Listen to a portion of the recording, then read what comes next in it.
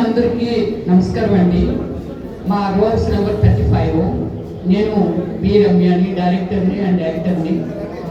ఏం లేదండి, ఇక్కడ జరుగుతున్నది ఇప్పుడు నేను మళ్ళీ చెప్తున్నానండి. 5గురు ఇప్పుడు ఒక ఆయన అన్నారు, ఏదో 4-5 మీరు చెప్తే సస్పెండ్ చేస్తారని. ఇది ఒక్కసారి కాదండి, జనరల్ బాడీ మీటింగ్లో ఇంచుమించు 7-8 సార్లు డిసిషన్ తీసుకున్నారు. అయినా ఇప్పటికీ కూడా అనిల్ గారు దాన్ని ఎందుకు అమలుపరచట్లేదనేది మేము బాధపడుతున్నామండి. ఎందుకో చెప్తానండి. రోల్స్ నేనండి మొదటి నుంచి ఎరగొట్టుకొని మళ్ళీ కొట్టుకున్నాను. నాకు డబ్బు ఉండో అప్పు తెచ్చో ఏదో ఒకటి కట్టానండి. ఈ రోజు నేను ఫినిష్ చేసుకోలేక అలా ఉన్నానంటే ఎప్పుడు వచ్చి ఎరగొడతారనేది భయం అండి. ఎందుకు భయం చెప్తాను. ఇప్పుడు ఆ మెటీరియల్ 5-6 సంవత్సరాల క్రితం కొనుక్కుంటే ఎంత అవుతుందో ఇప్పుడు తిరుపతి అవుతుందంటే నేను ఫినిష్ చేసుకోవాలంటే నాకే కాదు, మీలాంటి వాళ్ళందరికీ కూడా అదే ప్రాబ్లం ఉందండి. అందరూ ఎంతో అనుభవిస్తున్నారు. మీ తోటి వాళ్ళు అంటే మేము అందరమే కూడా ఎంత ఇబ్బంది పడుతున్నామండి. అది ఠాగూర్ గారు, నేను ఒకటి నిజం చెప్పాలంటే ప్రెసిడెంట్ గారు కూడా క్వశ్చన్ అడిగారండి. అంటే 35,000 కూడా తెసి ఇది అనేది నన్ను అడగడం జరిగిందండి. కోర్టుకు వెళ్తున్నామమ్మ వస్తామంటే ఏమిటి మాకు అలాంటివన్నీ వద్దంటే నా పేరు ఎలా సంతకం వెళ్ళింది, ఎలా యాక్ట్ చేశారో కూడా నాకు తెలియదండి. మొన్న కమిషనర్ అక్కడ మన జోనల్ కమిషనర్ గారి దగ్గరికి వెళ్ళినప్పుడు నాకు అక్కడ విషయం తెలిసిందండి.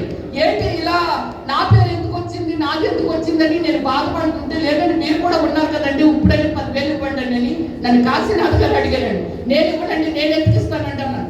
అంటే వీళ్ళు ఇంకా చెప్పారు, కొందరిని ఎప్పుడో తీసుకున్న వాళ్ళు కొందరిని యాడ్ చేసుకొని ఇవన్నీ చేస్తున్నారు. మొన్న ఒక వీడియో మన చిత్రపురి వాళ్ళని గ్రూప్ లో చూసాడండి. ఒక పర్సన్, ఆయన ఎవరో నాకు తెలియదు, మనుషుల్ని ఏమీ కాకుండా వాడు వీడు ఎవడా ప్రెసిడెంట్ గాడు, ఎవడా అనిల్ గాడు, ఎవరు లీడ్ ఎవరు సీఎం ఎవరు, ఇలా ఇష్టం వచ్చినట్టు తిట్టుకుంటూ ఆయనకి ఎంత నాలెడ్జ్ ఉంది చిత్రపురి కాలనీ మీద అనేది నాకు తెలియదండి. ఆయనకి ఎంత అవుట్ పుట్టించారనేది నాకు తెలియదండి.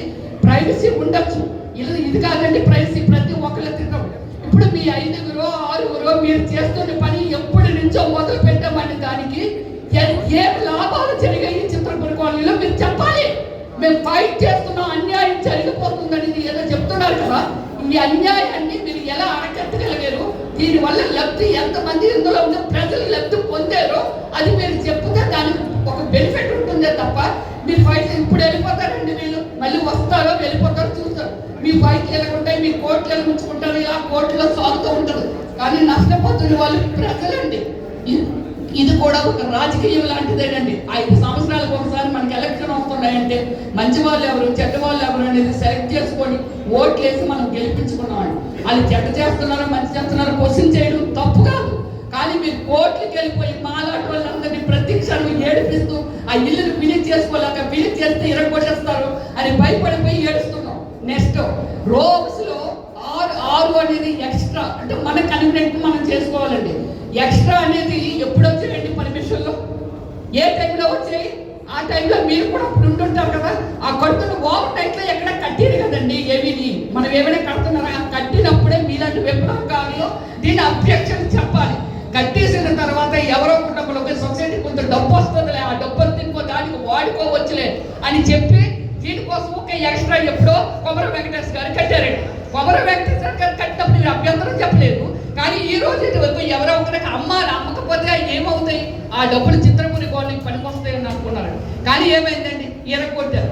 ఈ విప్లవం దేనికోసం అండి? ప్రజలకు పనికొచ్చేదిగానే విప్లవం ఉండాలి తప్ప మీ స్వలోపాల కోసం మాత్రం విప్లవం ఉండకూడదు. ఇది క్లియర్ గా ఇన్నిసార్లు కూడా స్టేజ్ మీద ఓపెన్ గా చెప్తున్నారు. వాళ్ళు కొన్ని ఎక్స్పెక్ట్ చేస్తున్నారు, దాన్ని మనం చెయ్యలేకపోతున్నాం. మా దగ్గర డబ్బు లేక రోడ్లు వేయలేకపోతున్నాం, అయ్యి లేకపోతున్నాం వాళ్ళు అంటున్నారు. కానీ దీనికి మీ స్వలాభానికి మీ కోరికలు తీరిస్తే ఇంక చిత్రపురి కాలనీలో నష్టపోయింది ప్రజలు మాత్రమే, మీరు కాదు. మీరు బాగానే ఉంటారు, 2 రోజులో లేకపోతే 4 ట్రిపుల్ బెడ్రూమ్లో మీరు బాగానే ఉంటారు. ఇక్కడ ఉన్న ప్రజలందరూ ఏమవుతారండి? దయచేసి ఆలోచించుకోండి.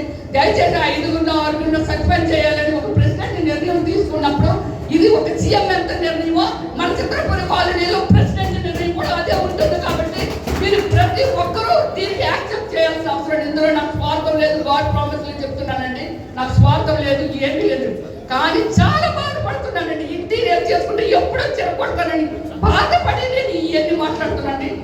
ప్రతి ఒక్కరూ దీన్ని జాగ్రత్తగా వచ్చినందుకు విని సద్వినియోగం చేసుకోండి. థ్యాంక్ యూ అండి, నాకు ఈ అవకాశం ఇచ్చినందుకు సభ్యులందరూ.